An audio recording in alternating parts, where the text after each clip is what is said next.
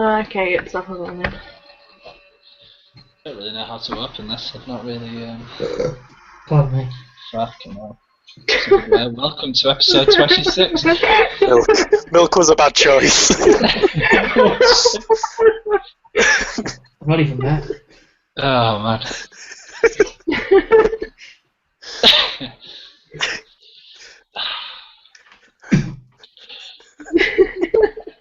All right, sit down. Sorry, I'm just thinking of Anchorman quotes. These references.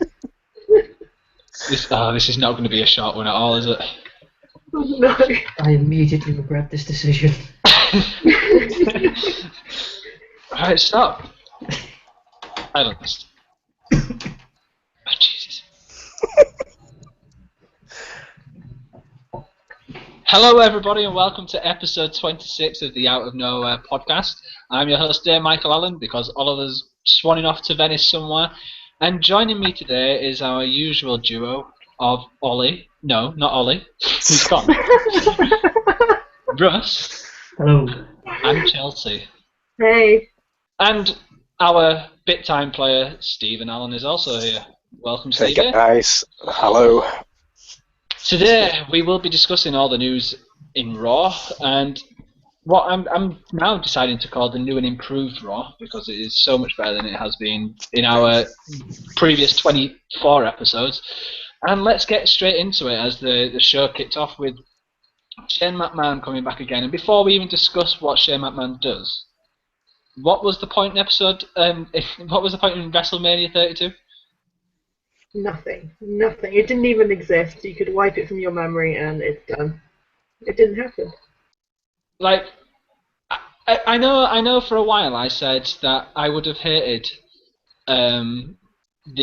he didn't say he had to win storyline possibility. But man, I would have preferred that to just not even bothering at all. Well, it was due to social media demand, wasn't it? So. Social media demand, right, okay, because everyone who's got social media backing gets their shot, right? Anyway. I just hope the ratings go up, because if the ratings just keep tanking as they have been, Vince is going to be like, wow, this doesn't work, and just go back to doing what the fuck he was doing before. Even a slight increase at this point would help. Yeah, probably, but I'm not going to complain too much because, as I said, it is a newer and more improved Raw than what we have been seeing through our previous episodes, which have probably put us in a light that we were actually a grumpy bunch of sods. So let's get into it. And Shane McMahon opens the show, and he tells us that because of unbelievable, amount of spot, he is going to be running the show again. And tonight we will have Natalya versus Charlotte, which is something that me and Chelsea said we would like to see, and also that Sami Zayn would get a shot against AJ Styles, and if he wins, he's going to be added to the title match at Payback. I don't really know what happens next on the Raw. What happened next? Well, they only announced a couple of things initially, and then the episode kind of grew as it went. So Shane was, on the spot booking. Well, obviously not on the spot; it was written, but as the show progressed, it logically made sense, the matches that he put in place. And then obviously there was the reveal of the tag division tournament as well, which is, I think is a really good idea. And actually highlights that we've actually got a bit of depth there, where we've not had that previously. Yeah, it was nice to have Shane, last week he didn't really, he came out to begin with, didn't he? And then we saw him shaking hands a bit backstage, but we didn't really get anything out of him last week. But yeah, like Russ said, it was really nice to see him doing that on the spot booking and having him pop up every now and again, changing stuff, and it was so much better than like a 20-minute authority promo right at the beginning to explain what's going to happen for the rest of the show. 100% agree. I mean, those authority promos were fucking boring. Yeah, even Chelsea, who is the biggest Triple H supporter, is now defending against Triple H now, so clearly something's happening. Either way, it set up a match as Kevin Owens came out complaining that Sami Zayn's getting another chance. Set up a shot against Cesaro, and man, it's good having Cesaro back, don't you think, Steve? I definitely agree. I think the one thing with Cesaro, when he gets into the ring, he can certainly wrestle, and I think he's just gonna, now that he's back and hopefully fully healthy, he's just gonna fit right in with this, new wave that Shane's trying to get in, of getting these actual,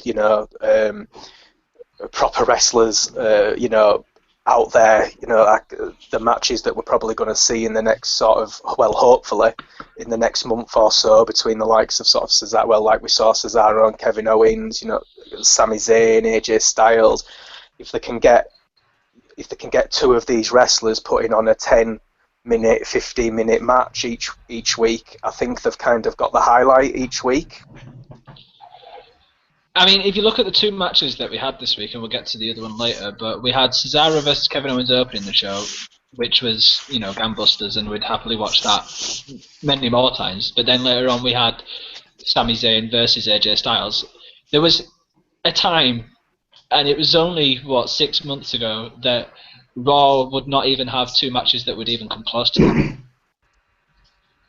So who said it? Who was it in our chat who said that it's the NXT era? But it certainly seems like it's switching gears, don't you think? Yeah, completely agree, and it needed to happen as well, because when you're churning out the same matches with the same combination of people, I mean, how many times have we recently said, I'm fucking sick of watching Dolph Ziggler wrestle X. I'm fucking sick of watching these same matches over and over again. I'm sick of six-man tag matches that are thrown together just to get people on TV when they've got talent like this on the bench. So the fact that someone actually looked at this, thought of it, and given the time they need on screen, it just makes sense, and it's showing in the product, because I'm assuming I speak for all of us when I say we've enjoyed it a lot more than normal. It's been absolutely fantastic from an actual watching, the wrestling matches point of view this last couple of weeks, and I really do think that Vince shit himself when he watched NXT Brooklyn and realised what's actually going on, down in NXT, and I think that I think it may have sort of finally rung a few bells with it being the same weekend as WrestleMania and being part of the whole WrestleMania weekend. He's clearly had to see that, and I mean, I said this to you, Mike, before. I genuinely think he must have watched that and thought, Jesus Christ, WrestleMania is not going to compete with this. That photo of him looking over Albert's shoulder watching the matches down at TakeOver Dallas, there must have been a sinking feeling at that point. So, right, so I've got 9 million in Cena, who's sat on the bench, and I've got, about 5 million in Rollins, who's sat on the bench, and here are these guys down at NXT working for peanuts who are putting on a better show than SmackDown or Raw has ever done. But it's not like he hasn't been fucking told this by every fan of the product for the last 18 months. He's just not been listening. I think he probably has, but Vince definitely comes across as one of these people that it has to literally be chucked in his face, doesn't it, for him to finally admit, like, without being funny, I don't think it's a persona with Vince to think that he doesn't think he's in the wrong ever. I can imagine that that's very much how he lives his life, and can't be sort of told what to do or whether something is wrong. And I think seeing that on the same weekend as WrestleMania, whether this was the original plan to give this kind of airtime to those kind of stars or not, I think that certainly helped push those guys up onto the main roster. I think we can all agree with that. Let's go back to the match that started this discussion, Cesaro versus Kevin Owens, for the number one contendership of Miz's Intercontinental Championship. And I was fully expecting Cesaro really to be in the World Heavyweight title shot, but he gets the win here over Kevin Owens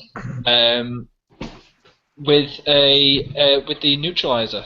So he nails him with that, which is, as Ollie pointed out to us during the week, very much similar to a Styles clash. And he gets a clean win, which I was really shocked at, to be honest. Chelsea, was you surprised that Cesaro A was not in the world's title arena, and B then winning this one? The first thing with this is I really don't understand why Kevin Owens just hasn't had his rematch. Yeah, well, because reasons.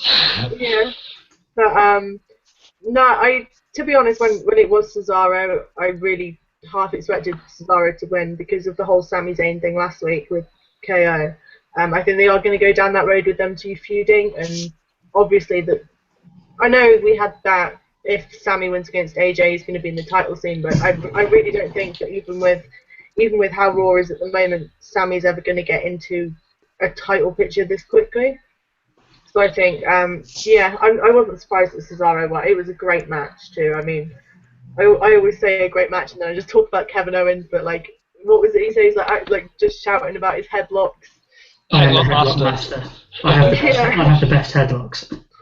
But like, just seeing those two guys in the ring together was so good, and hopefully Kevin Owens trailing off to Sami Zayn.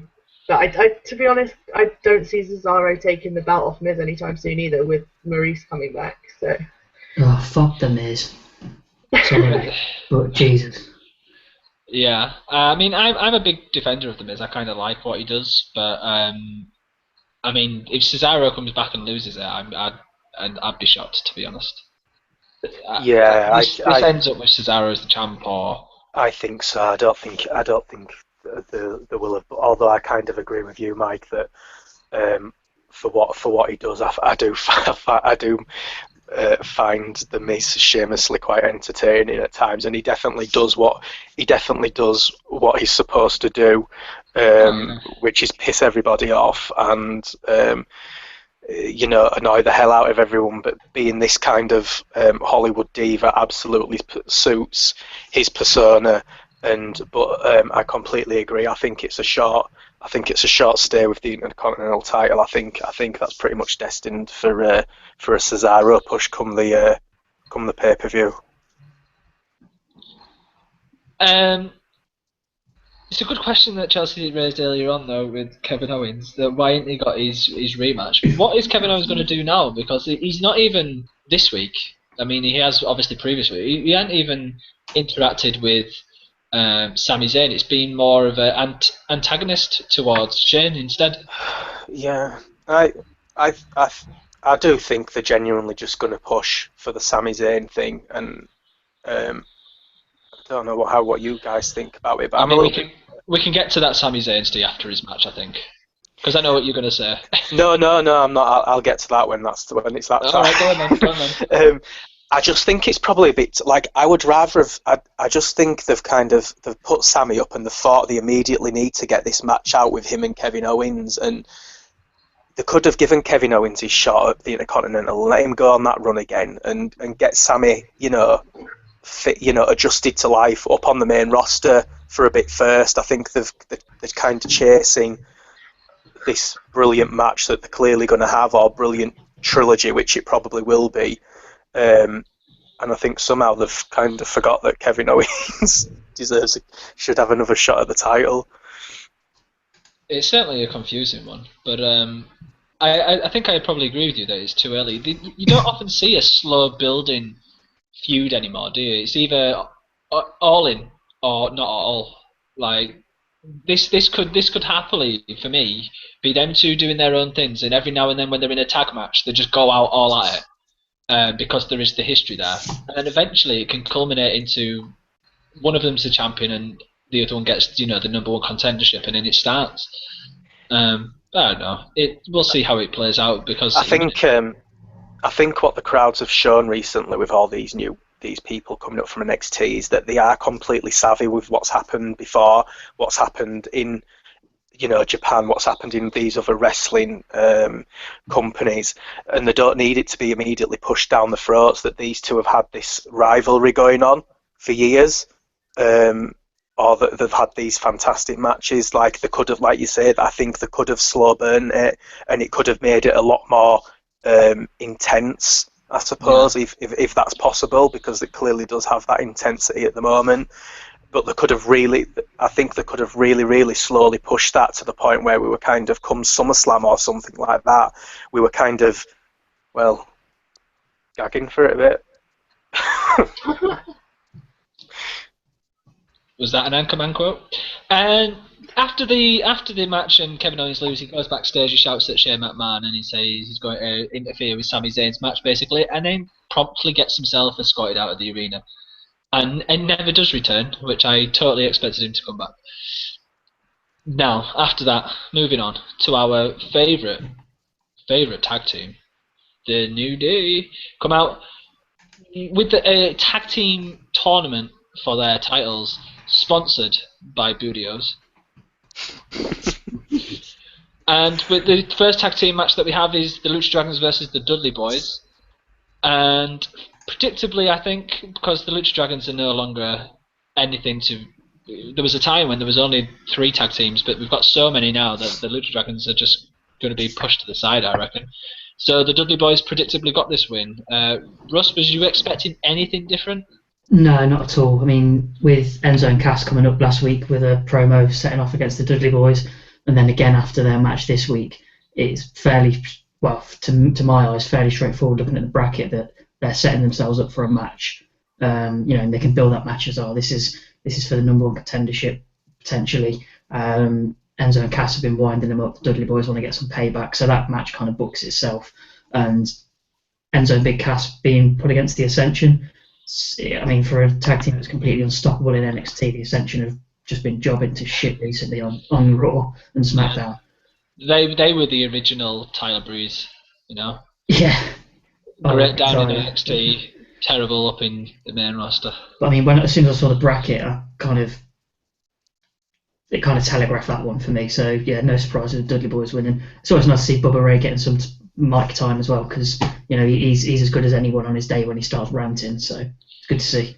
Yeah, there was some good sass moments from Bubba in the ring, shouting "Viva Mexico" at people. But after the match, Enzo and Cass came out and once again delivered a rather entertaining, monologue on the stage, I guess, because Big Cass didn't really say much, so I'm not going to say it was a duet. But I mean, yeah, man, Enzo, he doesn't toe the company line, does he, Chelsea? The reason he exists is because his mum and dad got it on. How you doing? Man, he's going to be in so much trouble. Like, give it 6 months, and he's probably been fired or something like that. But no, I don't know. As much as I love Enzo and Cass, like, I think for me, Big Cass, they just shouldn't give him a mic because I don't know, he just looks so awkward when he was talking. Like, it's fine. Don't you think it's fine when he does his line? But when they gave him all of that thing to say about being jackhammers and putting holes, it just seemed like he was, like he was Festus, slow and. More on him later. Yes, more on Festus later. Can't believe Festus and Jesse came back, can you? Right, let's move away from these tag team divisions, and out came everybody's favourite WWE champion, Roman Reigns, who obviously is not the good guy or the bad guy. He is the guy, which is, Please hear that one more time. Which is cool, right? Do you know what? I kind of liked it as a one-liner the first time, but you just knew that he was going to use it again and just murder it, just every time. But the crowd react to it in the way that they want. So I actually quite like it, I must admit. But like you say, this week he just fit it in when it didn't actually go with what he was saying, did it? Like no, he just said it out as quickly as possible. Yeah, he just had to get it in. Like, if it was something that was sort of generic as part of the thing, I'd be more than happy to sort of hear that maybe, once every couple of weeks or something. But if he's just going to come with that for no apparent reason because it didn't fit into what he was saying at all this week, I think it's going to get very, very tedious very, very quickly. Which isn't going to help him. Playing devil's advocate, I think it could actually be quite funny if he comes out and says it really slowly and out of context every time they give him a microphone. just as part of his wind-up. If he's not going heel, but he's just going to become really fucking annoying. And I'd actually quite like that. It'd explain a lot. Well, speaking of things that are out of place, this whole segment culminated in the League of Nations coming out to talk to Reigns about, being scared of him, I guess. But then, of all things, the Wyatt family came out to help Roman Reigns. Chelsea, I don't understand. Please help No, me. Help me I understand. can't. I really can't help you understand because I do not have a clue myself. Why Like, is Roman Reigns and Bray Wyatt standing side by side? Roman Reigns is going to grow a beard and he's going to join the Wyatt family. I really fucking hope so. I fucking hope he does as well. I'm in for that. But that's literally the only logical explanation I can come up with because I'm at a loss for words at this. To be honest, I really don't know why they thought this was a good idea. I mean, they're both kind of guys that aren't really heels and aren't really faces at the moment, aren't they? But I don't know. Bray Wyatt is definitely one of those heel character face types. He is. Yeah. The crowd. Oh, he's completely over now. So, do you know, I feel that more than anybody on the roster, Bray Wyatt's the new Daniel Bryan, where everybody wants him to get a shot, and he's just not coming. You know, he's over with the crowd, and everybody wants him to just be elevated to the level that we all see him potentially to be. But so if we for had the reasons yes unknown, movement, if we had the yes movement with Daniel Bryan, what are we going to get with Wyatt? the Anyone Firefly but movement. Roman. Anyone but Roman. Anyone but Roman. Yeah, there you go. Also, can we not just gloss over the fact that Mike just called him a heel-type face character? Yeah, that's right. He's a heel type face character. A new category of WWE superstar. No, that's not true. Like CM Punk was exactly that. He was a heel character, face type, and He was a belligerent twat, he was, but... you can't say that about CM Punk. How dare you? He was, though. Yeah, but the crowd loved him. I know. So he was a heel character, face type, right? Just like Enzo and Big Cass. I mean, not so much Big Cass, but Enzo he does all the heel antics, but he's a face because the crowd love him. I mean, they even said that themselves on the Steve Austin podcast this week. So I mean, it must be true, right? If they're saying it, the heel characters but faces. It's Kevin Owens as well, isn't it? Precisely, exactly, yeah. So I mean, I don't think I made it up, but I will happily take credit for it. The heel character face types. Anyway, this whole segment ended up with our main event being Bray Wyatt and Roman Reigns versus two of the League of Nations members, who still call themselves the Lads, which I find really weird without Barrett there, since he's the British guy who would say Lads. Don't you think that's weird? I think the League of Nations are just weird in general. Yeah, it's a very good point. It's a very good point. Let's move on to another weird interchange. I'm nailing these segues today. Dr. Phil. Dr. Phil and Ric Flair backstage in what is one of the strangest interactions like I've seen on Raw for a while. Like, Ric Flair got nothing in. And when was the last time you've ever seen Ric Flair get nothing in? Had Dr. Flair turned up to the wrong building? Dr. Flair? Dr. Phil. Had Dr. Phil turned up to the wrong building? As in, he was supposed to go up next door filming his show. And he's come in, seen the Flairs, like Charlotte and Rick, and been like, oh, these two need counselling. What the fuck was that? Like, what? Who? If it weren't for the fact that he was already advertised for the event, I would be so down to say yes. It would have been better if he wasn't advertised and he just turned up. He just turned up. What the fuck has Dr. Phil got to do? Like, it's not to be upset with Shaquille O'Neal being at fucking WrestleMania. I just don't get it. Yeah, because he didn't really have much of a payoff. Basically, backstage, Dr. Phil says that Ric Flair is holding Charlotte back and making Charlotte do things that are not really in her character, such as winning in nefarious circumstances, let's say. And then that's the only thing he does all show, except then to come down to the ringside and watch the match and just shake his head throughout. I just don't understand why he was there. It was very weird. I'd love to know how that phone call went. Was it Vince just rang up Dr. Phil and went, hey, Phil, can you cut me a promo on the women's division, please, with Byron Saxton? I think that is literally what it was, wasn't it? I think that was literally to get a... I don't know. I mean, he didn't even advertise his own show. You know? No. Yeah, his own show is called Dr. Phil, to be fair, so it's That's a fair point. Alright, dickhead. Moving on to the women's title match itself then, Charlotte versus Natalia. God, Chelsea, I thought we did it.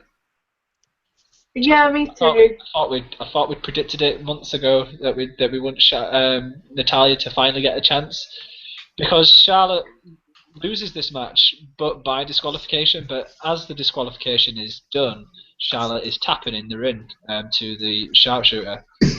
I really don't understand why a DQ at that point would overrule the tap. No. It was quite dumb because the referee was actually looking at a tap in at the same time. Yeah, exactly the problem. Which is something that seems to be happening in all of these matches recently. In all these controversial finishes, the referee's actually looking in the wrong place every single time. Yeah, I said this to Chelsea when we were talking about it. I think, did we watch it live? I don't know what we did, but I can't remember. We said either this was poorly done by Charlotte and she should have stopped tapping when the ref looked, or the referee was in a bad position. But that he must have meant to have been there, because that's where Ric Flair was to pull him out.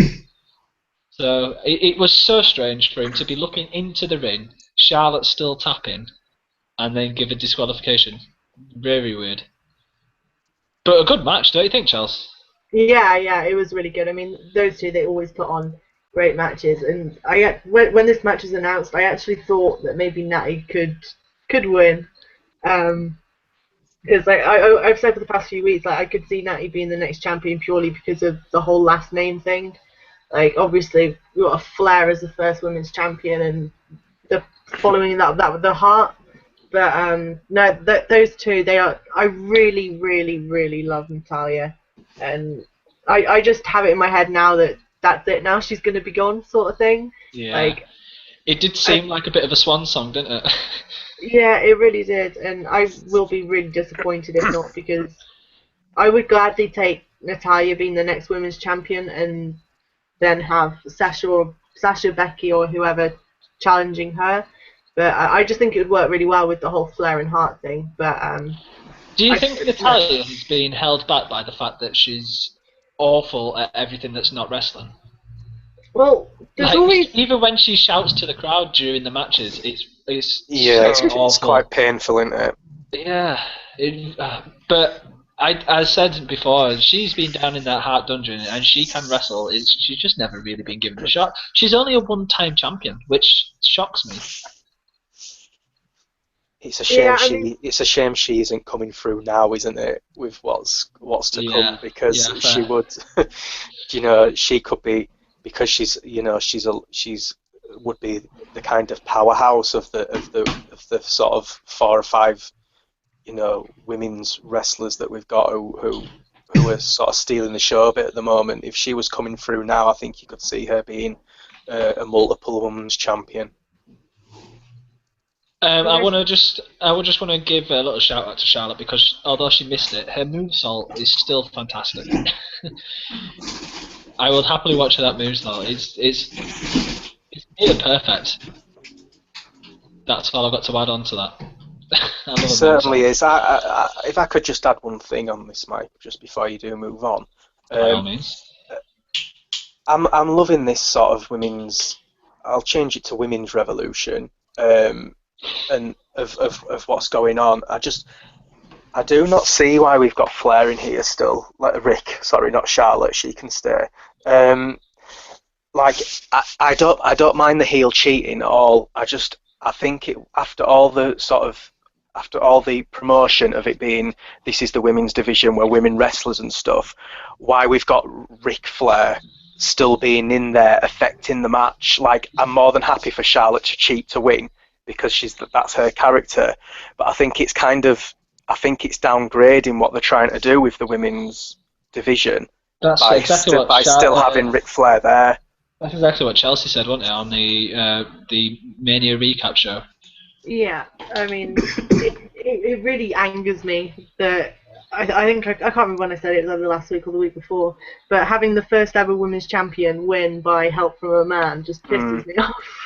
Yeah. Like, there is no need for it at all. Like you say, cheat to win, fine, But like you say, with the women's revolution going on, you've got an old granddad fucking helping you win. Like, if I'm being honest, when Dr. Phil came out and started cutting his promo backstage, I did think that we were going to kind of see I thought that was foolishly that was going to be the push for Charlotte to start, not necessarily this week, but to start doubting.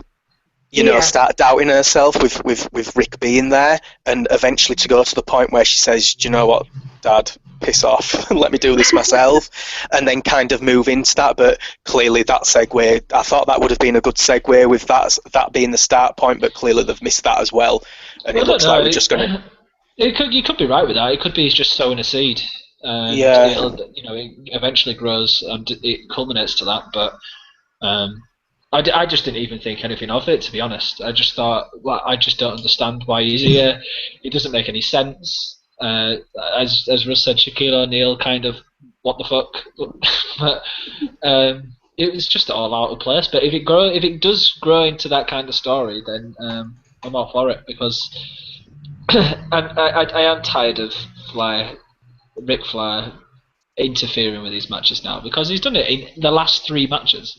It's just really annoying. I think that's a perfect ending point. After that, we had a backstage segment with Renee Young, Sami Zayn, because he has to tell everybody before his match he's the underdog from the underground, and if he's all right after his assault last week, poor lad. He said he was okay and he's going to get on with it, which we're all shocked about, right? He's going to wrestle for a world title opportunity, but that doesn't matter, because what Chelsea has been waiting for a very long time happened at the end of the next match, the Usos versus Heath Slater and Curtis Axel. It was a squash in the end. The Usos won. It doesn't really matter. It was a flat match. I don't think anyone has anything to add to the match. No, definitely not. Excellent. I did like the end though, when everyone was on the bow train, and then you get the bow train going, and then it's just a roll-up win. And it's like, oh my god, what was the point? Anyway, roll-up, Mike. Another roll-up, yeah. That's Steven's wagon that I've jumped on. It's another roll-up. But after the match, we finally get the debut of the Bullet Club. Carl Anderson and Doc Gallows run from the crowd and attack the Usos, beat them down mercilessly, And was it ruined? Was it pointless in the end? Anyone else a bit disappointed that it was just 2 guys in jeans and t-shirts as opposed to an actual run-in entrance? I've been waiting. Like, obviously you guys know that I've been really fucking excited for these guys to show up. I kind of overbooked it in my head, but the fact is, I was really disappointed, to be honest. Like, I thought when they debuted I'd just be like losing my mind, and I was just like, oh, okay, here they are. Which really I think it was the fact they came out against the Usos, like you say, they just ran out from the crowd. They haven't really set up a feud that I'd be invested in, because at the end of the day, who gives a shit about the Usos? Well, this is a question that I have. Why get them to do it now that the tag team tournament has been set up? Is this them eliminating the Usos and then going to take them place? Because it wasn't that bad of a beatdown. Surely they can't say that the Usos are injured and have to withdraw and they're going to take the place. I really don't know what they're going to do with them, to be honest. Like, it was just a massive. There was no real point in it. Like, I thought, like, if maybe they'd have done it last week and then they're in the tag team tournament this week, that would have been fine. Mm-hmm. But there's just nothing there. They haven't come in against anyone worthy of that. So hopefully next week we see some interaction with maybe like AJ Styles or something like that. On the flip side of that, then, who would you have wanted them to come down against? Because I'm not really sure there's a good option other than beating down New Day. Well, it was either coming out against AJ Styles or coming out with Finn. Couldn't they have interfered in AJ's match and got him the win over Sami and started that? I don't know. That's the thing. I don't know how they're going to. When eventually they are going to come face to face, I don't think they're going to ignore the fact that because they like to talk about Bullet Club a lot, and even the commentators were mentioning like New Japan. I don't know how they're going to run the whole AJ Styles thing, because obviously on AJ's last match in Japan, he was obviously turned on by the Bullet Club, and that went that way. So I really don't know how they're going to play it with him. I'd hope that they will feud, because obviously AJ Styles is so babyface, it's unbelievable, and Bullet Club have always been heel, and these guys obviously are going to stay that way. So I'm really interested to see what's going on, but I am a bit disappointed with the way it's played out.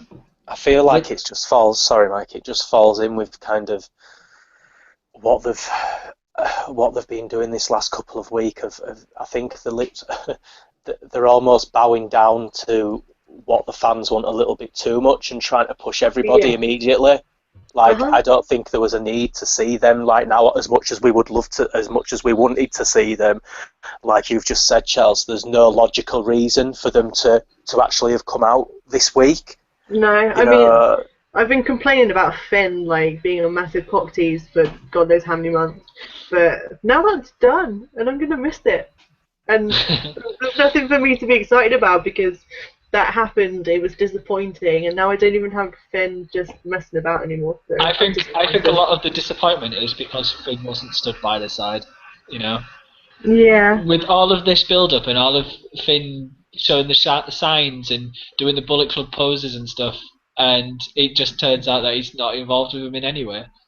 That can change, obviously. It could come up later on. I would still expect that when they do finally come through properly, it will be with Finn. I can't see them coming through as a tag team now. I reckon they're just going to come and do this for however long and just be interesting and destroying tag teams and stuff. And for me, I think Anderson and Gallows, they need that extra person with them. Like, they need to be with Finn that everybody knows, or they need to be with AJ like everybody knows, because unless you do watch Ring of Honor and Japan and things like that, everybody knows who AJ Styles is because he's been around for so long. But Anderson and Gallows, they're not really.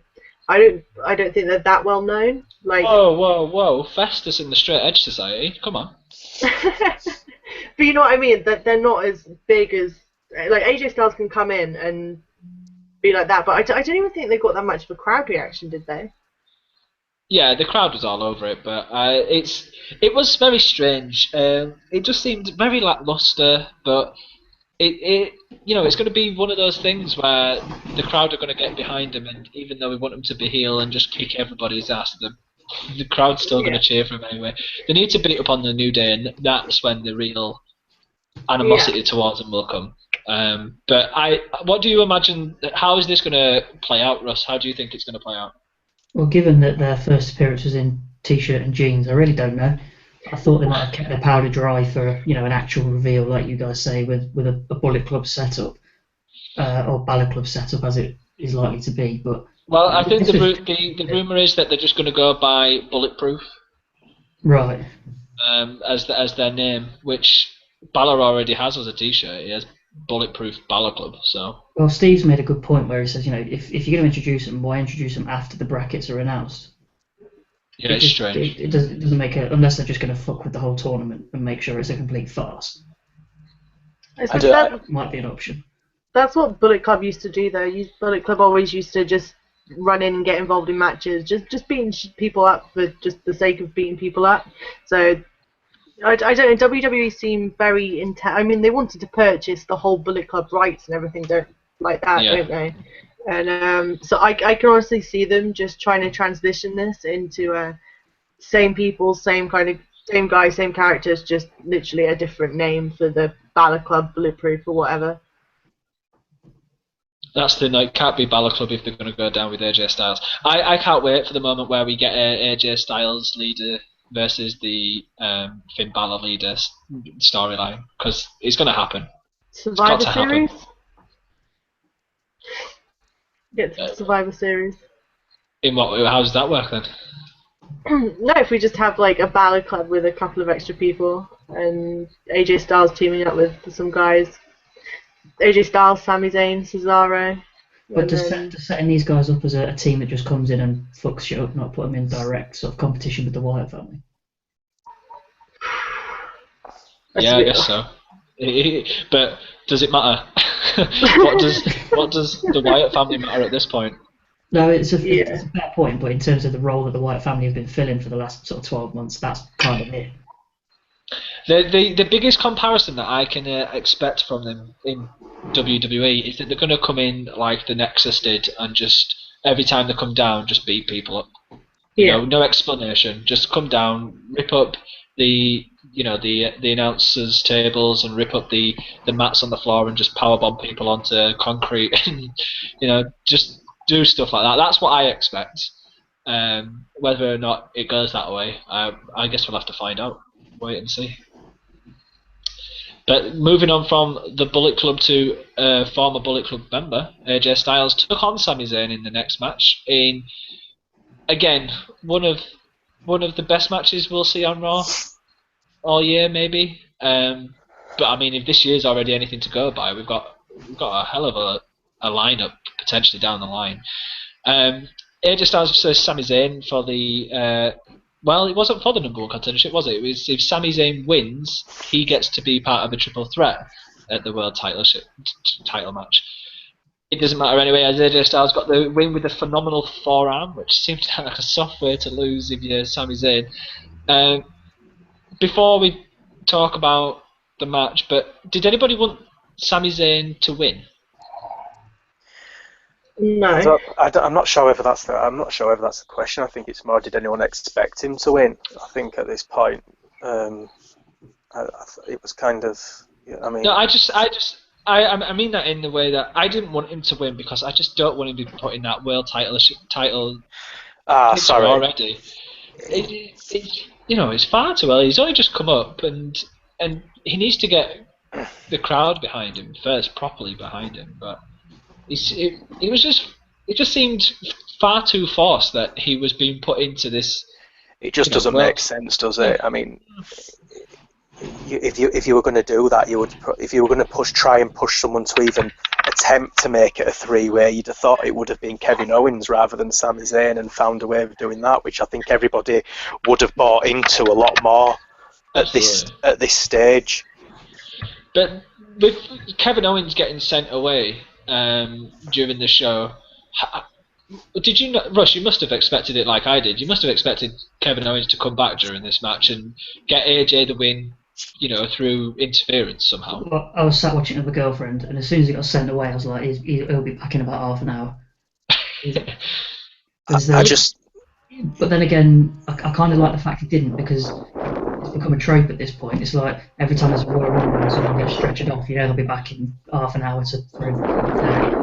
I kind of like the fact that someone's actually just been chucked out and stayed out for once. So it's actually more of a surprise that way than the other way around. Yeah, but how good would it have been if the camera panned round and he was sat in the front row with a bag of popcorn, just sat there, and then just with his ticket in his hand, and then, or is that more of a Dean Ambrose move than a Kevin Owens one? I don't know. Maybe I'm mixing them up, but it would have been so good to. Absolutely, yeah. I was very surprised that he wasn't involved. I suppose maybe pleasantly, to give, AJ and Sammy the chance to put on a full wrestling masterclass without any interference. I agree. I think that was the most important thing. Sorry, Michael, but I think Stephen hit the nail on the head there. I like the fact that they gave two guys who are exceptionally good in the ring the time and a clean match to showcase what they can do. I think that was the most important thing about it. Yeah, I was just going to say, let's talk about the match itself, which is obviously fantastic from these two. But I have one main question, and if anyone can give me the answer to this. How did Sami Zayn not break his neck when he got flipped onto it?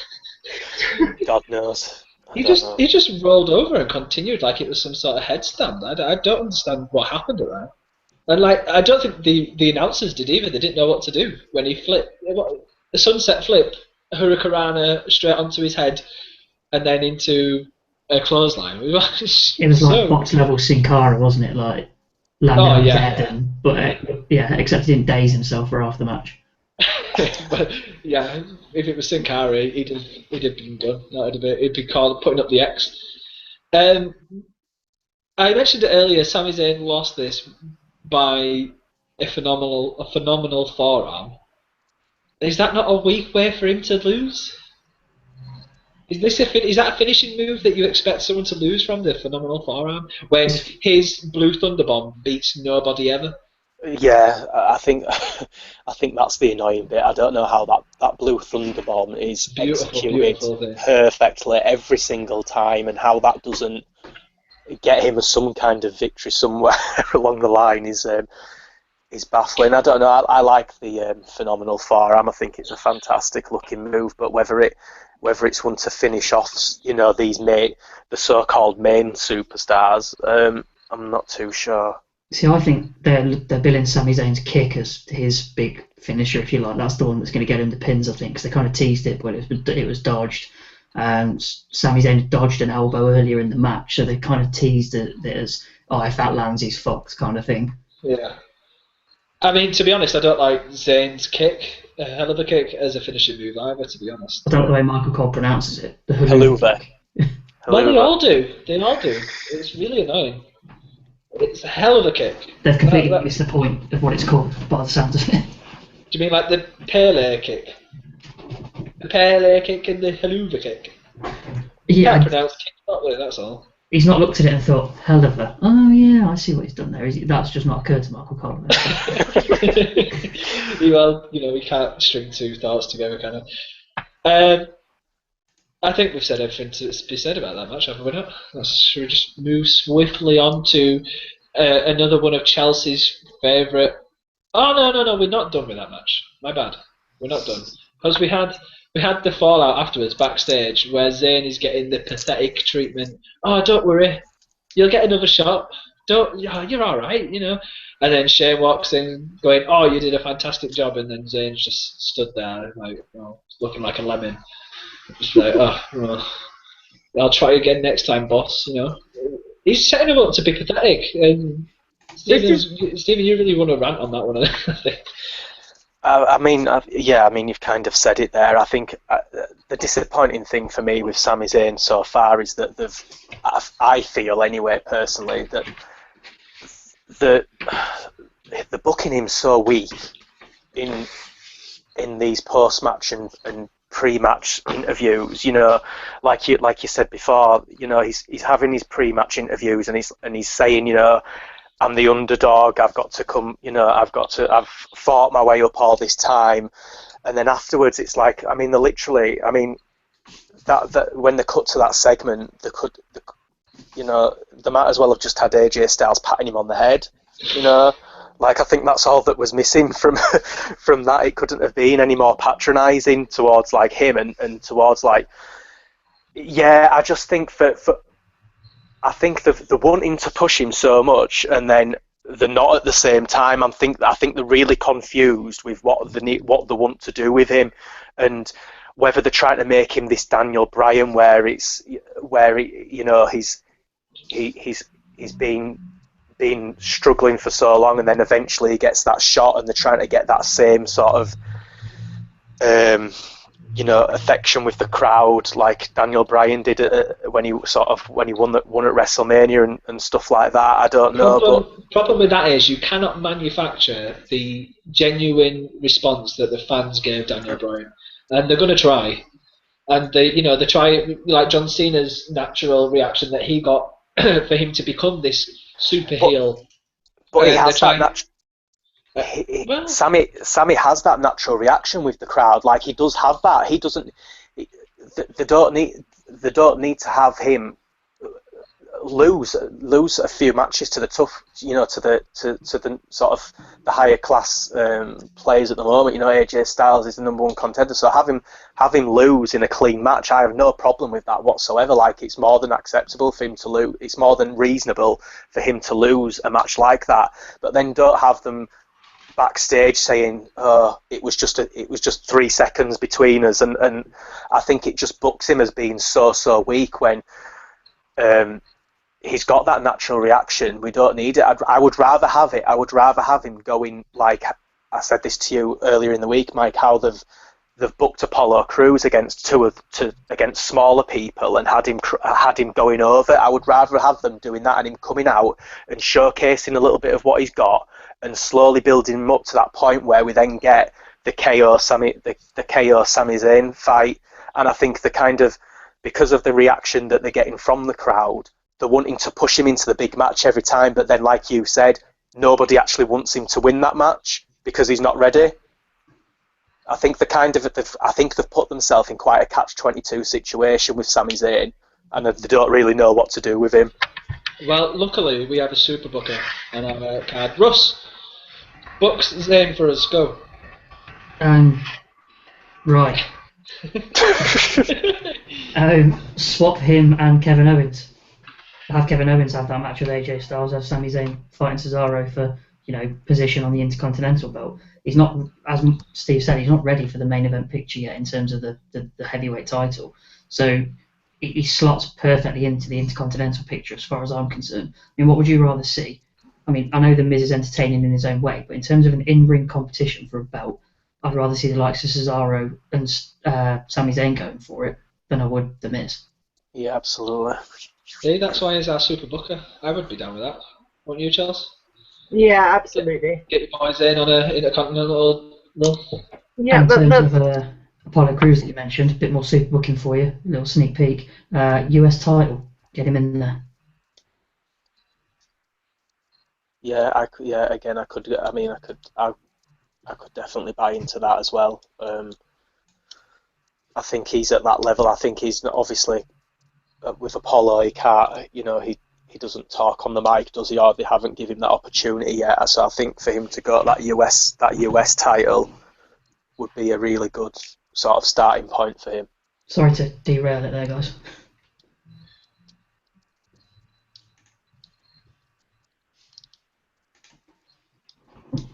I think we've lost Mike. Some technical issues hitting there.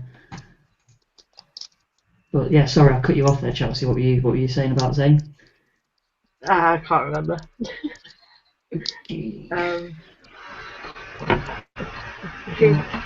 Shit, what are we gonna do? That's alright, we'll wing it. After Mike's gone, he might be back shortly, but after the AJ Styles Sami Zayn, we then got a highlight reel from Chris Jericho. Did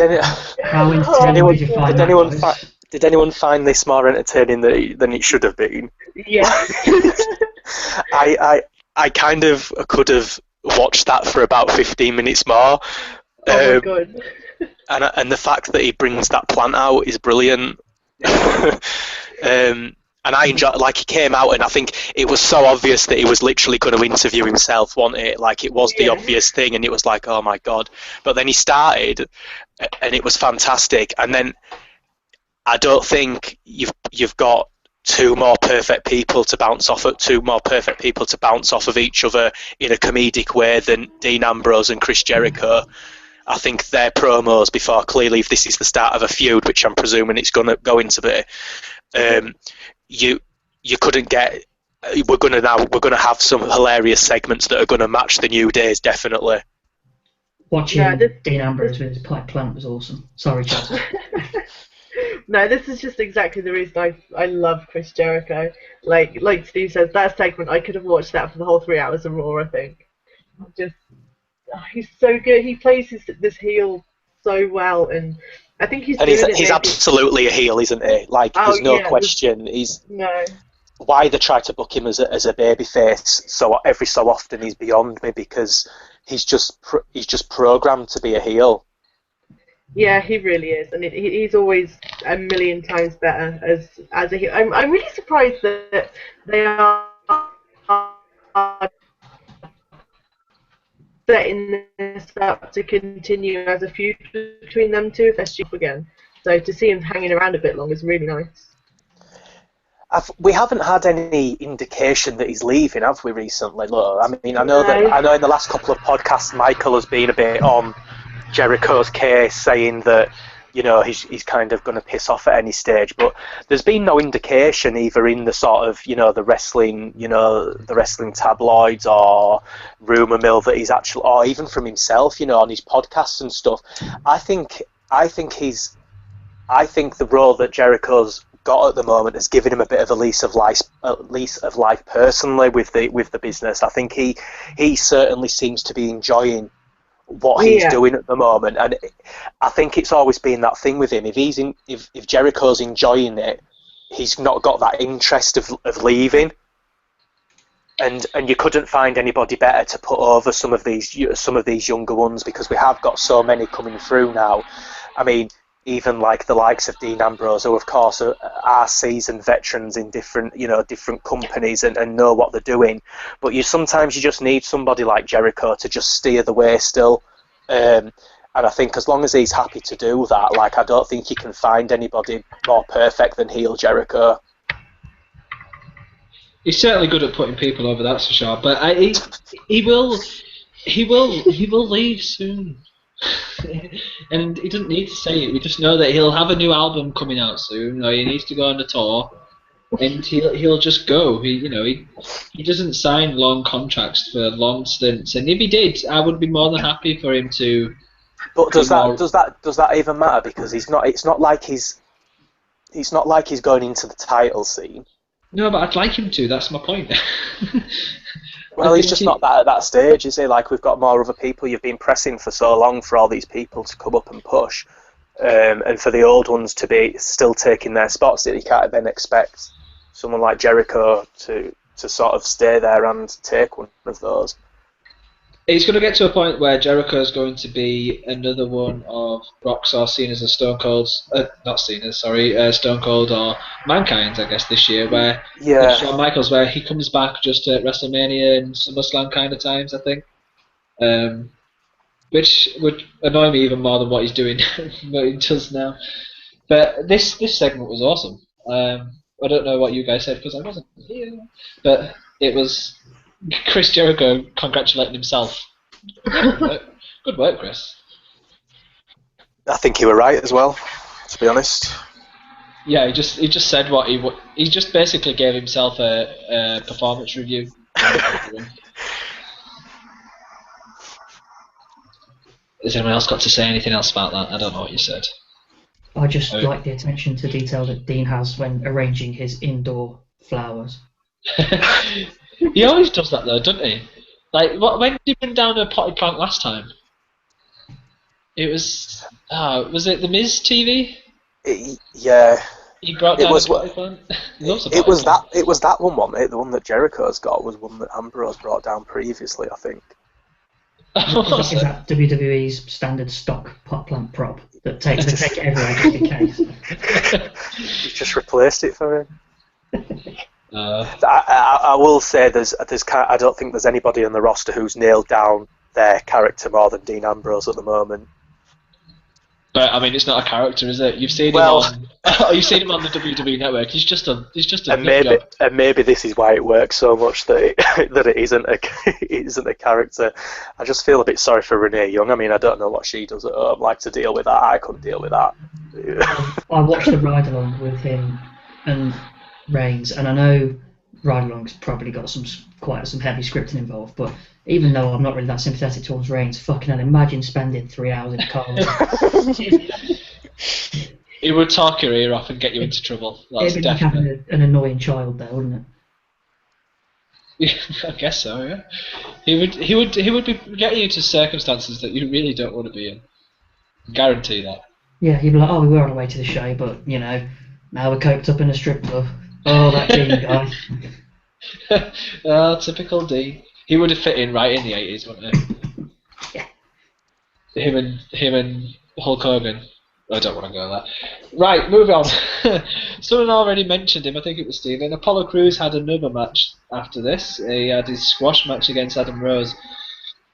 Man, Apollo Crews is so phenomenally athletic, and he's powerful, and the crowd could not give a shit.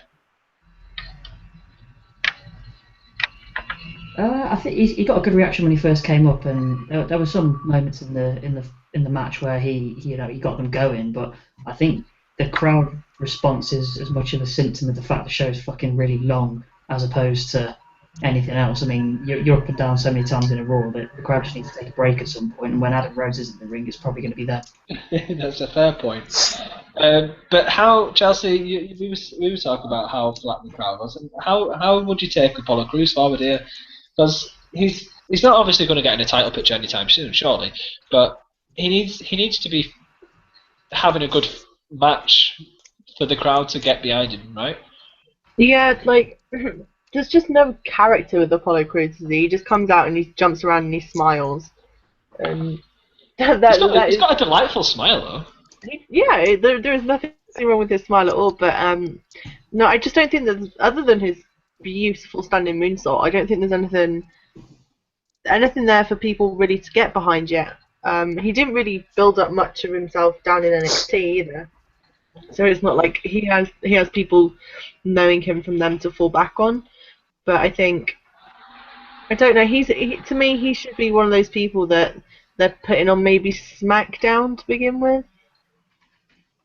I think, yeah, I think that's probably where he kind of belongs. And like Russ said, maybe, you know, if they do want to get him on some kind of title scene, or even the start of one, maybe the US title, I think what Bobby Lashley, God Almighty, what Apollo Crews.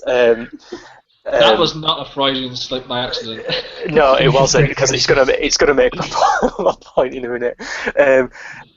I think Apollo Crews has literally been the deal breaker in these other people coming up. I think Vince has literally said, you can bring these people up, but you have to bring up the one that is my guy, which is the one basically like how Bobby Lashley was, the big muscly guy who can wrestle but can't cut a promo, can't do any talking, but he's going to get a push. He'll get a push before, you can guarantee he'll have a title before Sami Zayn. With regards to the US title, which was mentioned earlier, I mean, does it not make sense if that's on Kalisto at the minute, and if he's still buggering about with the Lucha Dragons jobbing out the tag team division? Well, he's injured, right? Well, I mean, he ended his match just laying on the floor with the doctor. But was that booked so someone with a belt didn't get buggered in the ring? Maybe. But that's what I thought about that. Maybe I'm wrong, but I mean, in terms of him just doing nothing with the US title, would it not make more sense to give it to someone like Crews or even Baron Corbin? And if you're going to have people coming up from NXT on a fairly regular basis, just kind of have it as a belt for that level of competitor, to give them something to compete for that gives them a reason to be there when they come up. I would be more than happy to see, Chelsea won't, but I'd be more than happy to see Baron Corbin take the US title off of Kalisto, and then him and Apollo Crews, you know, have their own feud, which I could definitely watch that, because we've seen them perform together and we know that they can perform in the ring. Yeah, and it gives them a chance to, you know, try and establish some sort of character. Cause, you know, as Chelsea rightly points out, there's not really much to Apollo Crews apart from a standing moonsault and $1 million smile, or a shit-eating, however you want to put it. But they need some development there, but you need something to challenge him to bring that development out of him, I believe. They've not forgotten about Baron Corbin, now, have they? Because even though he wasn't on the show, after this match, they gave him his own little vignette for reasons I'm not really sure about. But I like that, though. But yeah, me too. I like it, but it's not something that you would normally expect. And maybe that's why I liked it, you know. But I like Baron Corbin, and I think he is another Vince McMahon guy. He's tall, he's big, he's powerful. So I hope they continue to push these guys in the right way. But I just don't know what you can do with somebody like, you know, Apollo Crews, who is Bobby Lashley version 2. Because they didn't get it right with Bobby Lashley, really, did they? He was a big, powerful champion over at ECW. He never culminated to anything on Raw or SmackDown. Except, he caused Vince McMahon to lose the hair versus hair match with Donald Trump. So he did that, but that's it. It's safe to assume they've not learned their lesson either, I'd imagine. No, definitely not. Same people running the show, right? Yeah. I don't think Apollo Crews was ready to move up from NXT, to be honest. He was the one that shocked all of us, really, wasn't it? I think.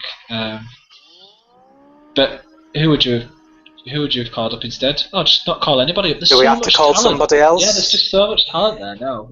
Nobody was calling for him to get called up, though, were they? No. I think it might have been a decision based on the fact that there's been an influx of new guys coming into NXT.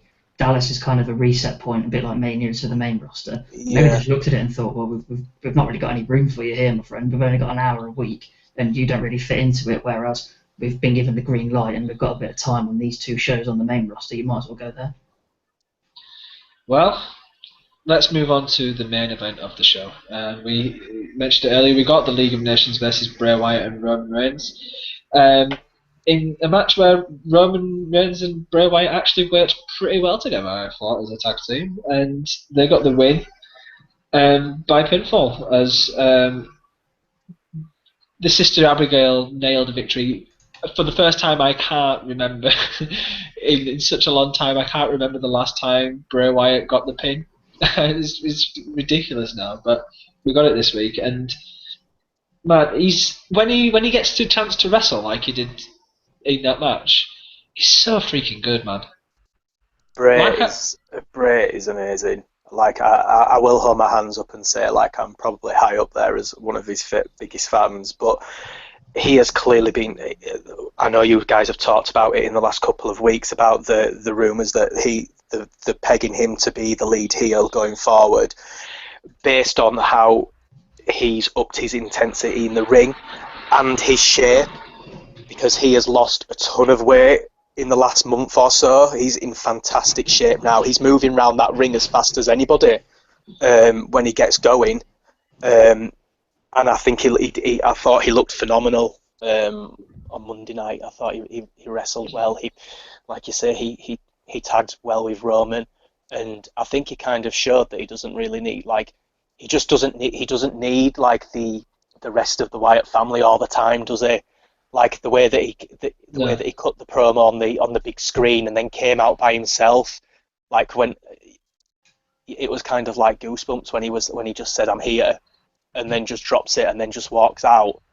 He doesn't need them all the time, and I would much rather see, like the Wyatt family do, like what they kind of did in this one, where they're not there and they're not like interfering all the time, but they're kind of just helping, the covering Wyatt's back rather than cheating to get him a victory, or the somehow cheating and still losing. Yeah, because the way that the Wyatt family turn up with the lights going off and the music playing and then them just appearing, they don't need to be at the ring because they can cut that at any time. They can just cut that light. But Chelsea, is this going to be the Wyatt family turning face? I think they're very much in the middle at the moment. I don't think that's going to change. Like, I can't really see them being heels or faces at this point. I think if he's tagging with Roman, who's in that tweener in the middle too, I don't think there's a definite way you could go with it. But I'm not sure if you guys saw the message I just sent you. But from now, I don't think it's going to be going anywhere for a while. So, about half an hour ago, Bray Wyatt was having a match in Milan, and the ref had to call the match, and he was taken backstage. He's injured. Oh. What? No, I didn't. Shit. I did not get that message. I didn't get it either. Oh no, it's in the Hangout chat. But yeah, Hope it's not serious, because that's shocking timing. No, yeah, people in Milan, they're saying it looks similar to Neville's injury. But yeah, the match had to be stopped, and he was barely able to walk out the ring. So. Well, that's enough for that push. But yeah, there's always one injury on a European tour, and we finally get a win from Bray, and there we go. One benefit to Bray Wyatt's character is if he's injured, if he can still wander around but not wrestle, he's the kind of character where he can still cut promos and he can still send the Wyatt family out to cause trouble, so he can still be relevant even if he ends up with a layoff, just because of the way his character's designed.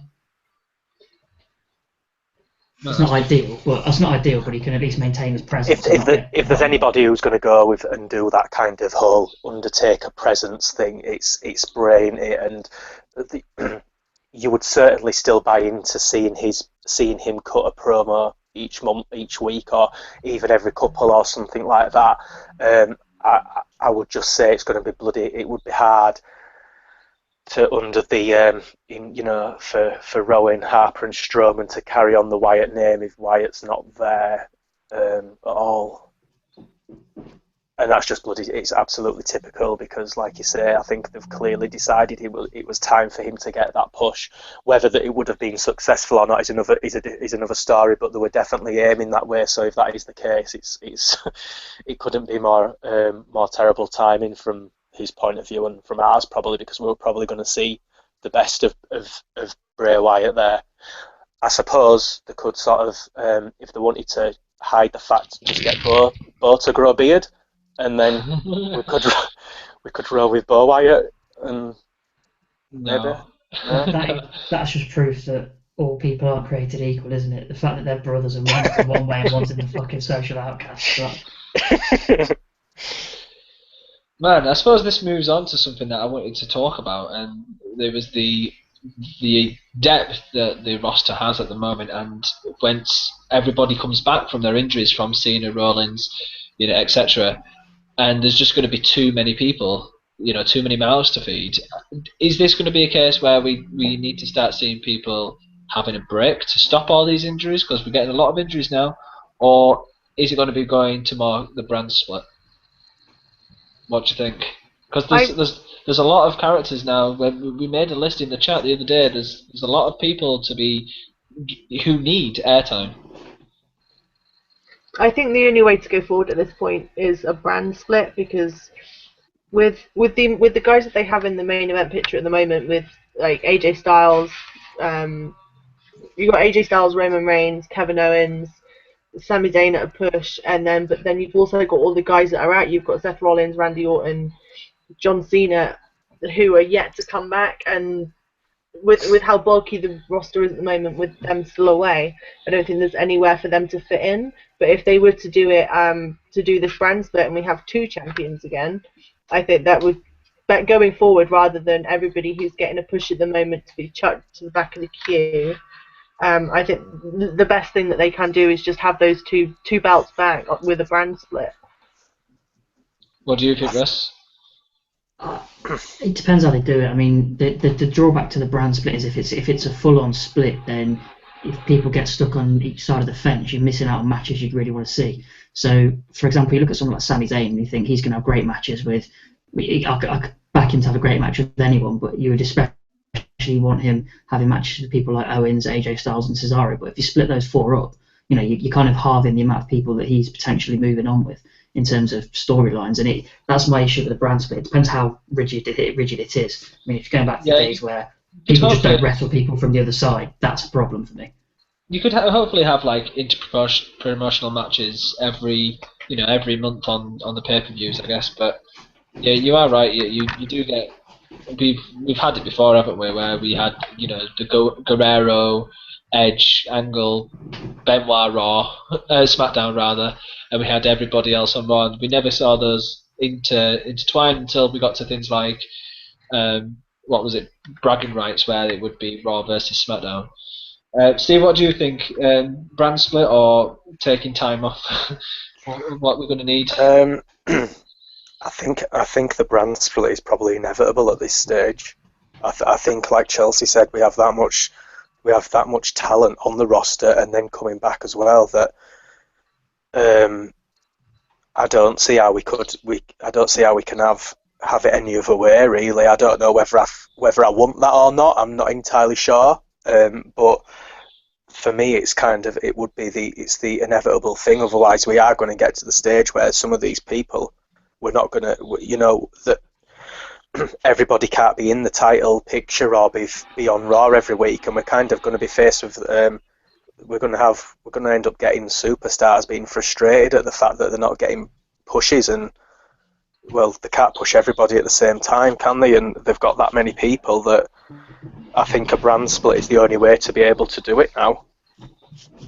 It would certainly make sense, but it was the taking time off thing was something that Chelsea suggested from a story you read many episodes ago now, but just that it would prove it would prove better for the competitors that if they regularly took, not regularly, like took a 3-month break every 9 months or something, because they are getting banged up. That was the premise, right, Chelsea? Take a 3-month break. It's about a 3-month solid break. Well, sorry, go on, Chelsea. It was a video that was just talking about like WWE having like an off season, like whether they should have an off season or like I said, they just rotate the roster into having like 3 months off at a time or 4 months off at a time. But I really don't see that working, because you whenever a bunch of people are going to go away and you've got another bunch coming in, if there's titles in that picture and these guys are about to take 3 months off, it's 100% predictable that they're going to lose the belt at that point. Yeah, that's a fair point also. Yeah, I think that's the sort of the counter side to it, definitely. I mean, I think the idea actually, now you've gone through it, it's actually not a bad idea, you know. I'm sure that the superstars themselves aren't going to complain at having a 3-month off to go back to the families with all the travelling, and it's certainly well deserved, isn't it, for each and every one of them to be able to have that time. And then obviously we're then probably going to get the huge pops every time somebody comes back. But then, like you say, if someone's been on for 6 months and they're holding the title, we kind of know that they're going to have to lose it shortly, because they're going to have to go on a break. I don't know, I'd quite like to see John Cena go on a 3-month break, fully documented on Total Divas, where he's just doing fuck all with the title on a beach in Hawaii. Wait for him to come back to a massive booze because he's deprived everyone of title matches because he's been swanning around on Total Divas, wearing it on the beach and shit. Russ once again books it properly. Well, I think we'll wrap up the show there. We've talked about a lot. Tell us what you think. Get in touch with us on Twitter at Out of Nowhere Pod. Yeah. Right, Charles? Out of Nowhere Pod, yeah. Out of Nowhere Pod, and you can send us an email, but I don't know what that one is. It's Out of Nowhere Podcast at gmail.com. Chelsea, it's a good job you're here. Russ, where can we get a hold of you if we want to? I'm Russ Poynton. You are Russ Poynton. Question at the end of the telephone. Question mark. Stephen. I'm in the shadows, so you can't really find me around. Oh, Fucking mysterious. from parts unknown. Chelsea? Fight Chelsea Fight on Twitter.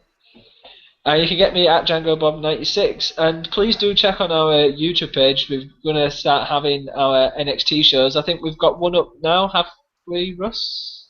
It's going up soon. Me and Ollie recorded one over the weekend, and both of us have been kind of swamped, so it's going up soon, very soon. And then hopefully we'll have one about today's show, NXT show, which is having the re-debut, or just the standard NXT debut of Shinsuke Nakamura. So hopefully we'll get around to that. Right, that's it from us. See you next time. I love Lamp. See ya. What was that? I love Lamp.